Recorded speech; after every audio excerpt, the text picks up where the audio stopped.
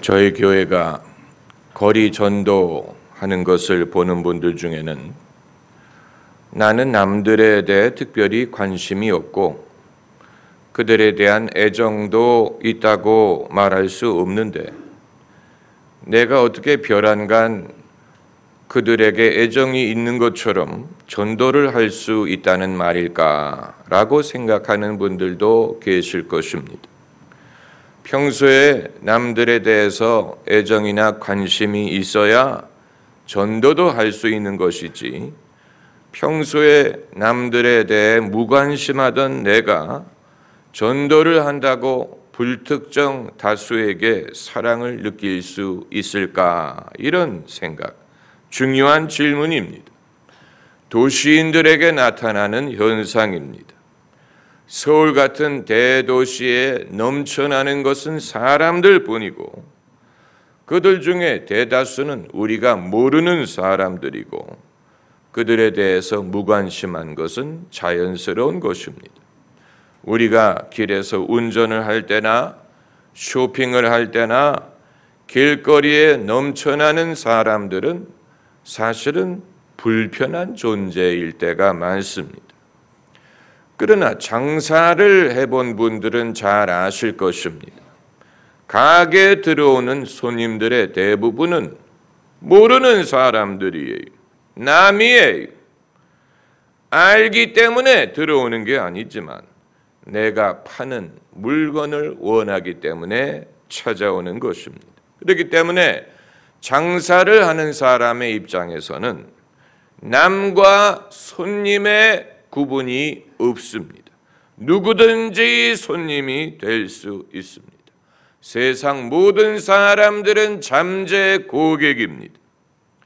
인기 가수에게도 남과 팬의 구분은 없습니다. 길에 걸어가는 사람들, 내가 만나본 적도 없고 알지도 못하는 사람 중에 지금 내 노래를 들으면서 걸어가는 사람이 있을 수 있습니다. 만일 제가 인기 디자이너라고 했을 때 세상에 있는 많은 사람, 내가 만나본 적도 없고 알지도 못하는 사람들 중에 내가 만든 옷을 입고 사는 사람이 있을 것입니다. 기업체 입장에서도 마찬가지. 우리 회사가 만든 자동차든 스마트폰이든 라면이든 무엇이든 내가 알지 못하는 많은 사람들 중에 그것을 애용하는 사람들이 있을 것입니다. 이런 경우에 남과 고객의 구분은 무의미해집니다. 누구든지 나의 고객이 될 수 있습니다. 영원한 남은 없어요. 남이라는 단어 자체가 무익합니다. 우리는 사람들을 내가 아는 사람과 남으로 구별하지 않도록 해야 됩니다. 제가 목회하면서 경험하는 것이 그것입니다. 저희 성도님들은 한때 모두 다 남들이었어요. 원래부터 저의 교인이었던 사람은 처자식밖에 없습니다. 그 이외의 모든 성도들은 한때는 다 남이었어요. 장로님, 권사님, 집사님, 성가대, 부교역자 모두 다. 그리고 장차 저희 교회의 성도가 될 분들은 현재는 남이에요. 인터넷에서, 라디오에서, 기독교 TV에서 제 설교를 듣는 분들 모두가 남입니다. 왜 요한 웨슬리가 세상은 나의 교구다라고 말했는지 이해가 됩니다. 그 말은 세상 누구든 내 성도가 될 수 있다 하는 말이고 그렇게 될 것을 믿는다는 뜻입니다. 남들은 내 양이다라는 뜻으로 한 말입니다. 예수께서는 한 번도 만나본 적이 없는 사람들을 위하여 이 땅에 오셨고 아직 태어나지 않은 사람들을 위하여 십자가에 달려 죽으셨습니다. 선교사님들은 어디에 있는지 들어본 적도 없는 대한민국의 복음을 전하기 위하여 백수십 년 전에 여기를 찾아와 복음을 전해 주었습니다. 복음 안에서는 남이 없습니다. 남이란 개념은 우리에게 도움이 안 되는 개념입니다. 우리가 남을 만나서 결혼을 하지 않습니까? 그래서 남이 님이 됩니다. 남과 같이 학교를 다니면 동창이 되고, 남과 함께 직장을 다니면 동료가 되고, 남과 함께 군복무를 하면 전우가 되고, 남과 함께 사업을 하면 파트너가 됩니다. 남이 내가 파는 물건을 사주면 내 고객이 되는 것이고, 남이 내 병원에 찾아오면 내 환자가 되는 것이고, 남이 우리 교회를 찾아오면 저의 양이 되는 것입니다. 사람을 아는 사람과 남으로 구분하는 것은 무익한 일입니다. 다만 세상 모든 사람들을 우리가 개인적으로 알고 친해지기가 어려우니까 평소에 자주 왕래하는 사람이 있고 그렇지 않은 사람이 있는 것뿐입니다. 우리나라 사람들은 모르는 사람을 평소에는 소가 닭 보듯 하다가 누가 소개를 해주면 그때는 간이라도 내줄 것처럼 대하는데 돌변합니다. 이건 아주 이상한 것입니다. 이건 시대착오적인 것이고 불편한 방법이고 부족 시대의 습관을 이어받는 것입니다. 여러분, 단테는 길에 가다가 한 번도 만나본 적이 없는 비에트리체를 한 번 보고 반해서 그의 작품을 비에트리체에게 헌정하지 않았습니까? 우리 모두에게는 인간과 인간 사이의 장벽을 뛰어넘고자 하는 본능이 있습니다. 누가 물에 빠지면 남이라고 모르는 척하지 않아요. 모르는 사람이라도 뛰어들어서 건지려고 하지 않습니까? 누구네 집에 불이 나면 남의 집이라고 방관하지 않고 불을 끄려고 하지 않습니까? 6.25 전쟁이 발발했을 때 16개 유엔 국가가 남의 나라라고 수수방관하지 않고 찾아와서 우리를 위해 싸워주지 않았습니까? 6.25 전쟁 때 참전한 외국 용사들 중에는 대한민국이 어디 있는지 알지도 못했던 사람들이 대부분이었는데 그럼에도 그들이 찾아와서 우리나라를 지켜주었고 그리고 많은 장병들이 생명을 바쳤습니다. 우리 모두에게는 사람과 사람 간의 장벽을 뛰어넘으려는 본성이 있습니다. 하다못해 징기스칸처럼 세상을 정복해서라도 남을 나와 상관이 있는 사람으로 만들려고 합니다.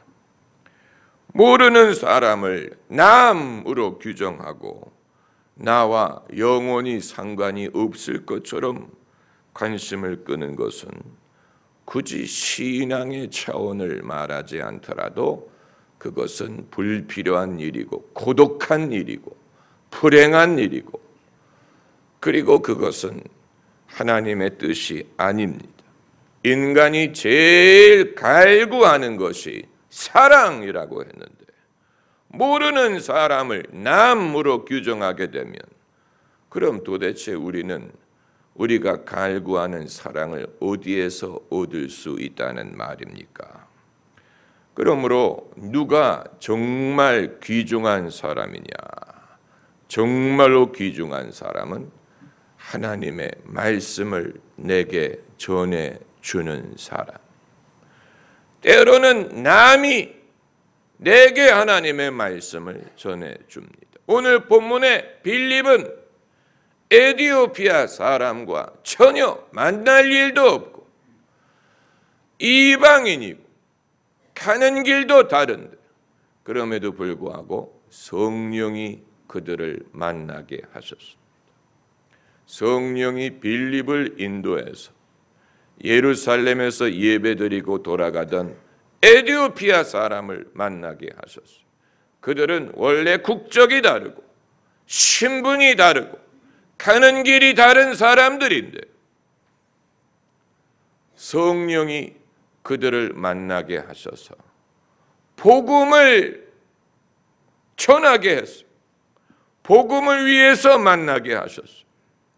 그래서 에티오피아 사람은 남의 입을 통하여 자기가 스스로 깨닫지 못했던 복음을 들을 수 있었던 것입니다. 하나님은 내가 모르던 사람들을 통해서 내게 스스로 알 수 없는 하나님의 말씀을 전달해 주십니다. 그것이 귀중한 것입니다. 이건 부모님도 할 수 없는 일이, 친구도 할 수 없는 일이에요.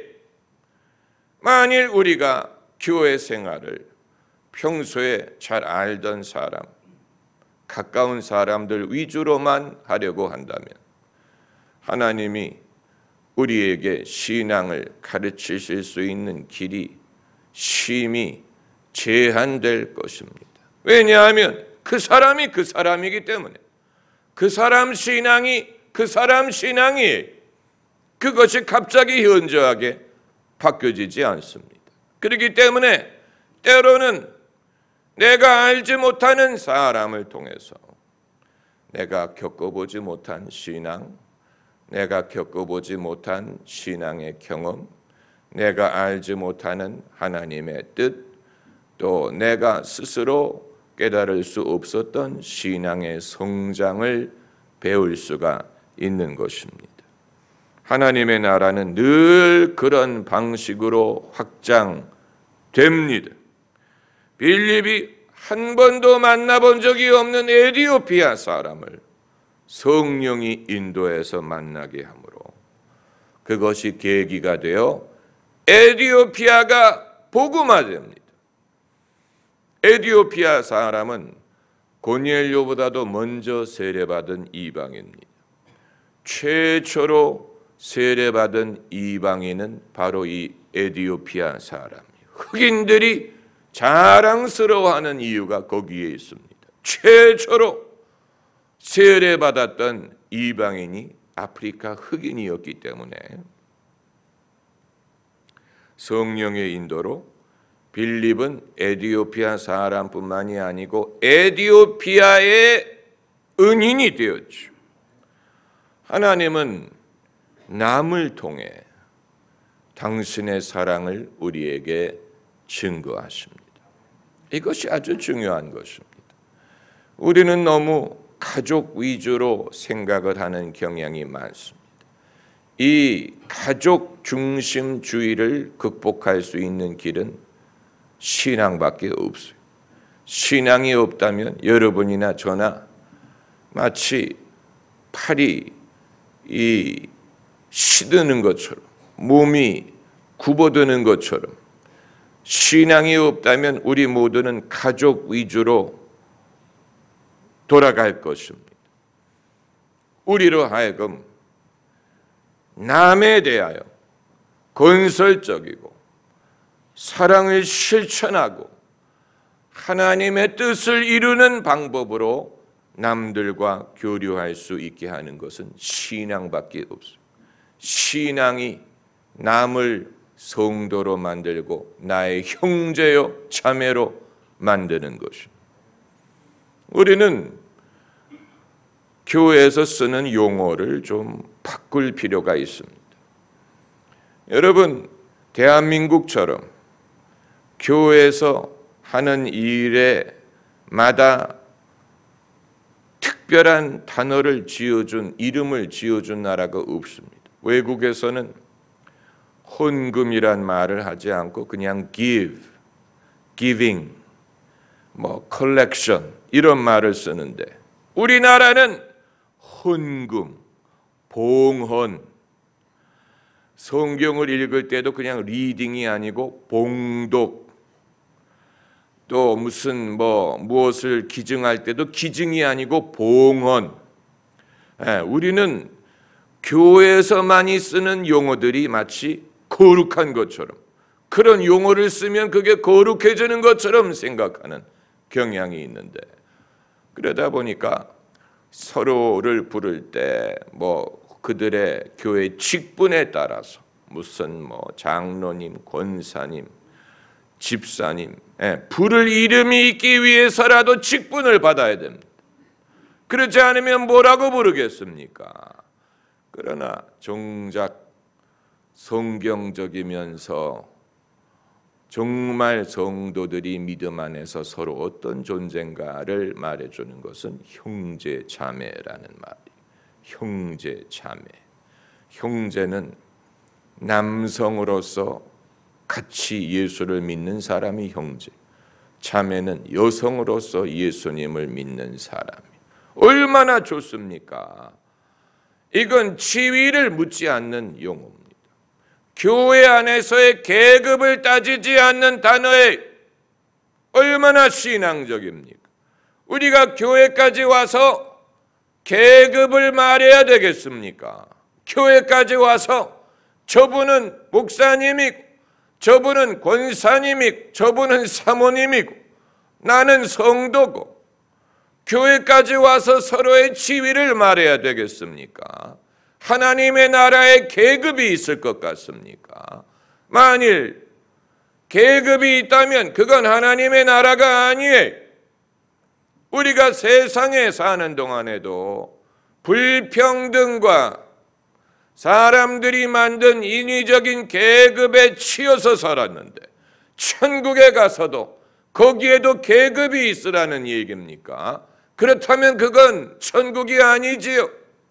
유일하게 천국에서 높임을 받는 분은 하나님 아버지와 어린 양 예수님 뿐이에요. 모든 천사 면류관을 벗어드린다라고 하지 않았습니까?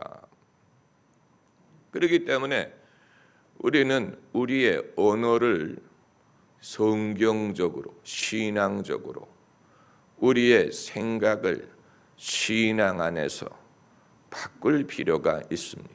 우리의 언어는 여전히 너무 차별이 많고 대접받기 원하는 거듭나지 못한 정서를 반영하는데, 누구든지 그리스도 예수 안에 있는 자는 새로운 피조물이라는 사실을 믿고 이전 것은 지나갔으니 보라 새 것이 되었다고 믿는다면 우리가 사용하는 언어부터 바꿔야 될 필요가 있습니다.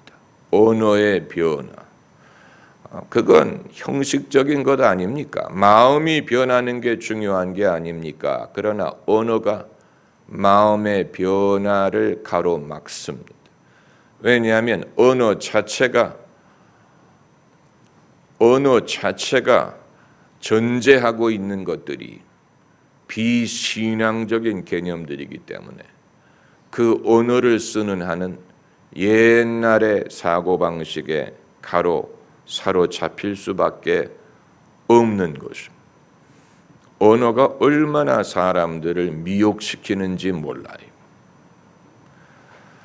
하나님의 진리는 인간의 언어로 계시가 되었기 때문에 우리는 그 진리가 최대한 진리로 사람들에게 전달되기 위해서 언어에 대하여 작업을 끊임없이 하고 그 말씀을 해석하는 작업, 전달하는 작업, 그리고 그것을 이해하는 작업, 재해석하는 작업을 끊임없이 해야 될 필요가 있습니다.